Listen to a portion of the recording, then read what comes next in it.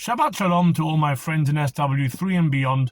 This week's 3 readings are the 2 last readings of the book of Shemot, VaYakhel and Pekudei, and then Shabbat HaChodesh taken from the 3rd Seder of Shemot, from the Seder of Bo, talking about the new moon, which is the first commandment given to the Jewish people by God as a people, and we always traditionally read that passage just before the month of Nisan, which was the month at the time that God was telling Moshe to do just before we left Egypt from slavery to freedom.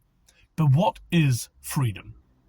And therefore, why, ask many rabbis, does the Sidras of VaYakhel and Pekudei fall at the same time as Shabbat HaChodesh?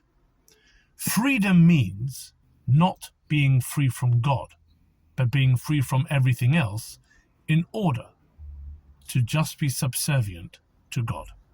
And if you look at the first few sentences in VaYakhel, it's all about Moses gathering the people, continuing the laws and requirements and specifications for the Mishkan, the tabernacle, all its ornaments, furniture, and all the service done by the Kohens and the Levites. But it starts with a reminder of one commandment, Shabbat. 6 days you shall work, on the 7th day you rest. You may not make a fire wherever you are on the Shabbat. And then he goes straight back into the service of the temple. What is that all about?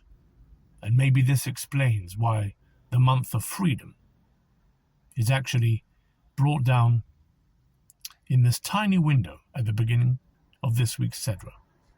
Because the only 2 things that we really have the right to do more than any other nation is to join God, to be his guests on his Shabbat, and to have God as a resident in a temple down here on earth.